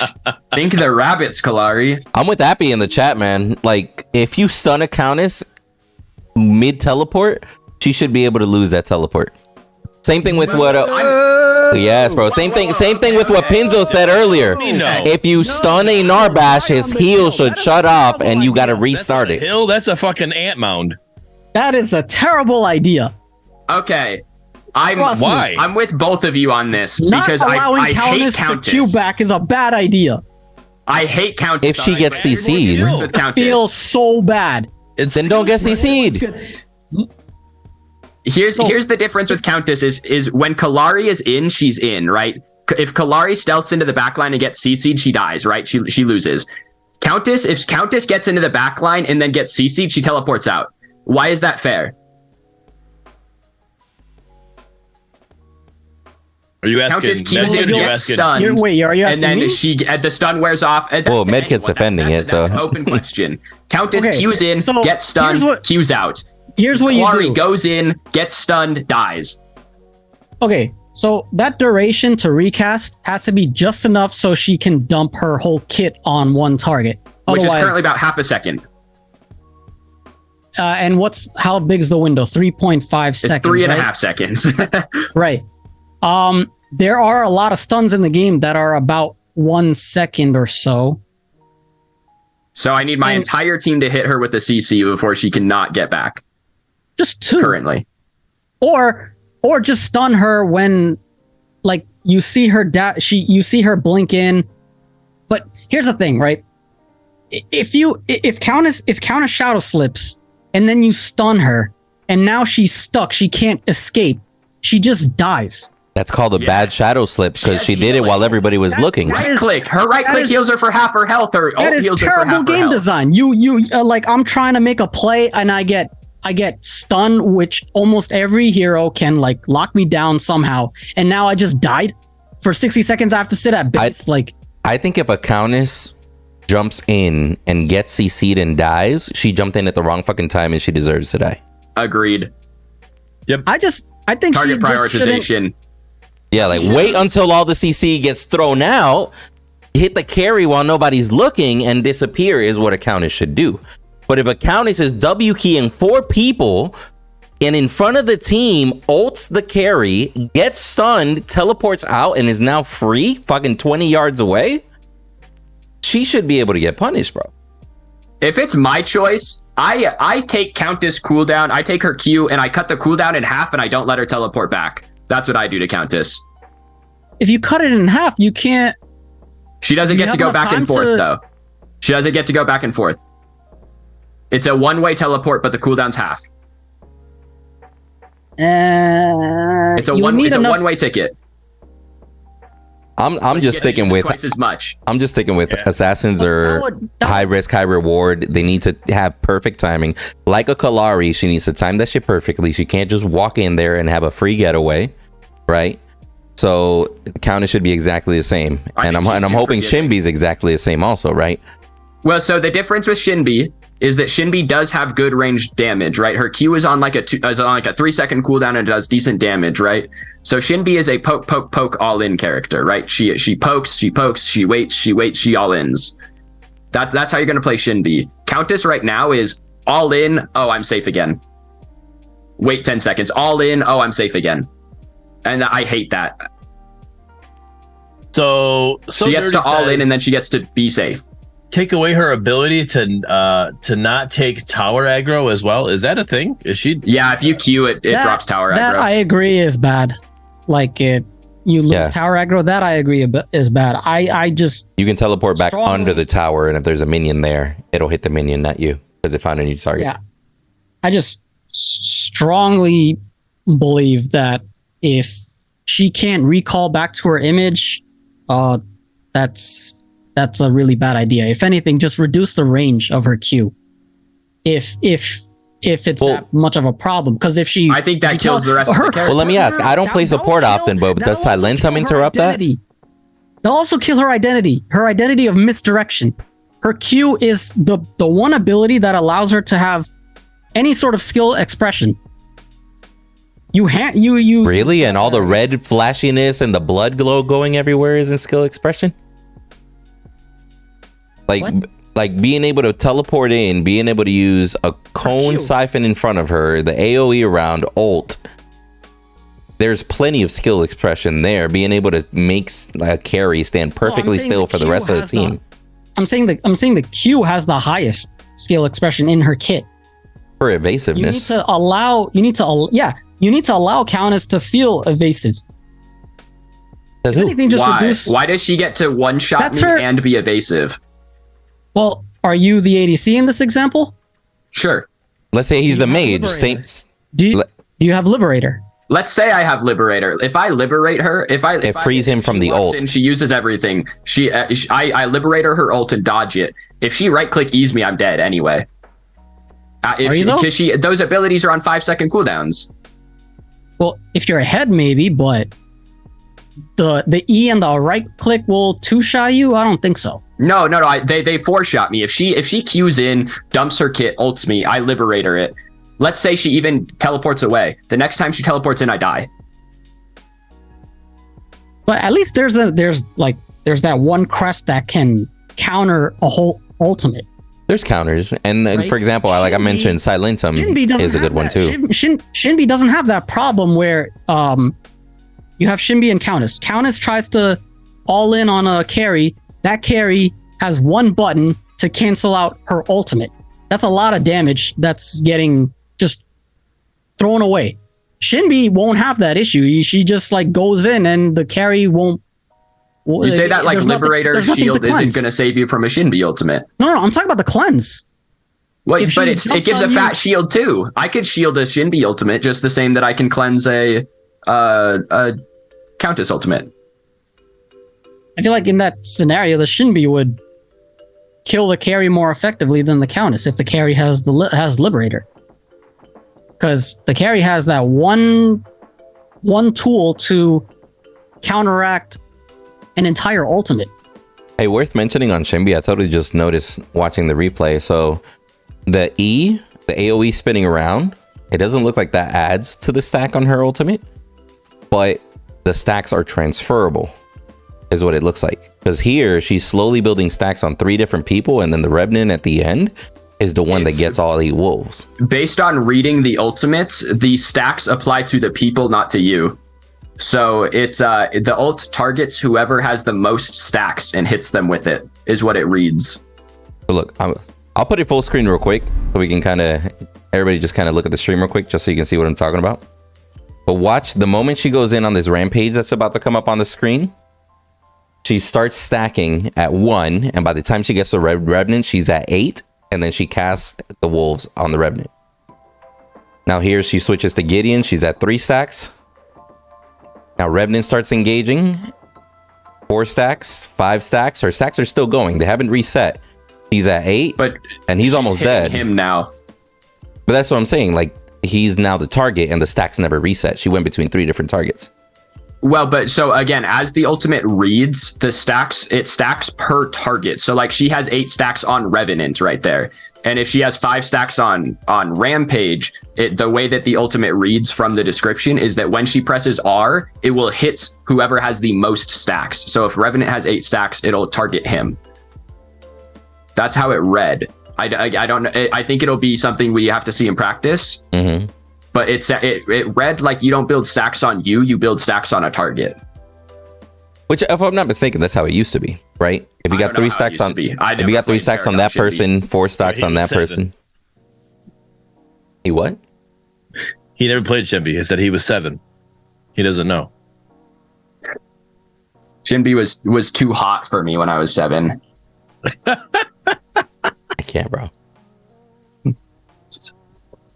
So your standards got bigger when you got older? Like, hey, you know what? Sorry, you're not that hot anymore. Yeah. Sorry, Shinbi. I think Shinbi will be different because Blood is agreeing with you, by the way. She has the ability to poke from range before she goes all in. I think it'll be different than playing against Countess. I don't think they're going to be all that comparable other than their magic damage jungle assassins. Yeah, so Blood confirmed it. So basically, even though they're comparable, the spotlight was changing, the spotlight basically went to whoever had the most stacks. You can see the spotlight on Rampage. Like right here, the spotlight is on whoever has the most stacks. You can see it as it goes. It's a physical spotlight. I got you. So it just confused me because I saw like the number 8 down there. I don't know why I would show 8 if the person that you're highlighting doesn't have 8. Like if Revenant has 4, that ult should just reset to 4 in my opinion. But okay, I get it. That was just me being confused. Than someone else. If you only have 2 stacks on Rev but 3 on someone else, it'll show 3 until you get 4 on Rev. But that's what I'm saying. Currently, at least in this clip, in your example, 3 on one, 4 on the other, the ultimate has the number 7. Does it? Yeah, instead of just resetting and showing 4 is the largest amount of stacks. Because in that fight, it got all the way up to 8, but Revenant only had 4, and he became the target. So I don't know, it might be a visual thing, it might just be a little bug that got caught in the clips or whatever. Maybe it's intentional, I don't know, but that number 8 makes me think I'm about to hit Revenant for 8, when that's not the case. Just me, though. I'd have to look at it. I mean, what I need to do is play her, right? Like we won't really... I think it'll make more sense as soon as you get your hands on her.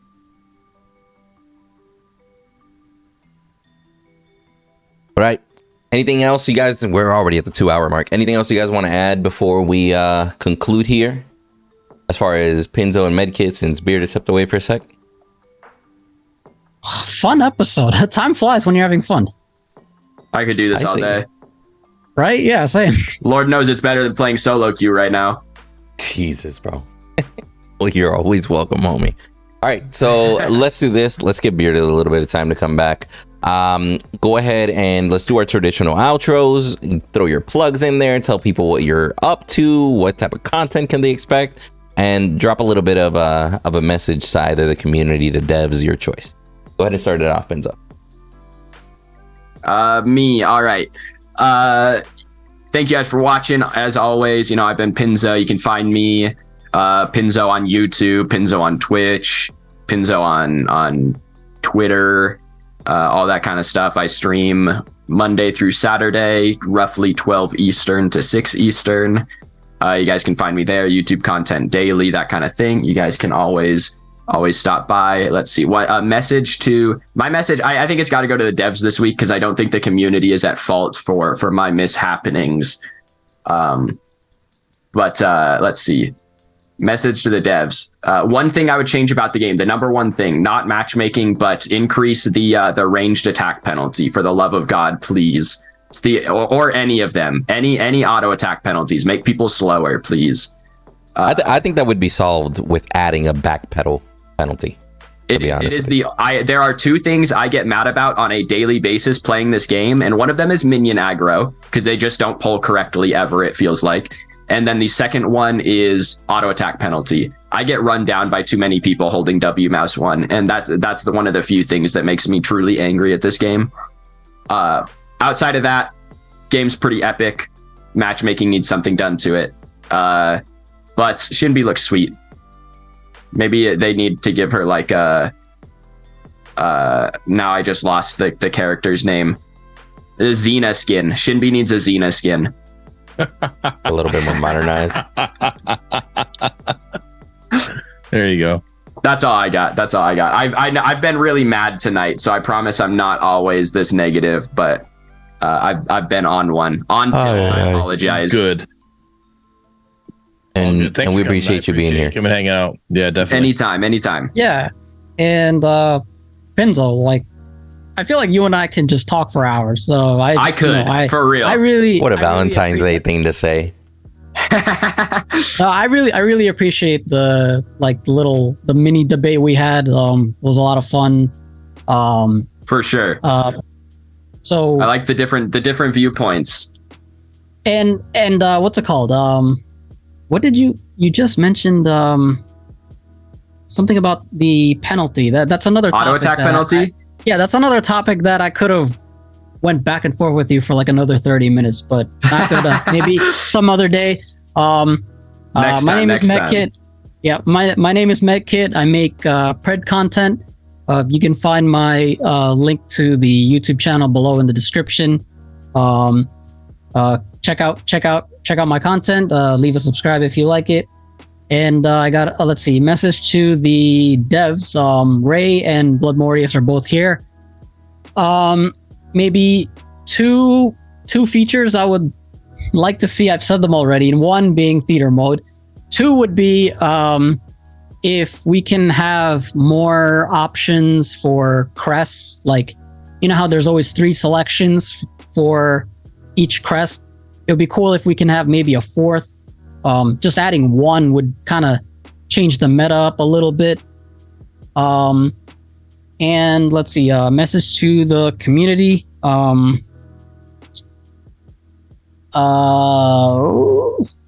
What have I not said?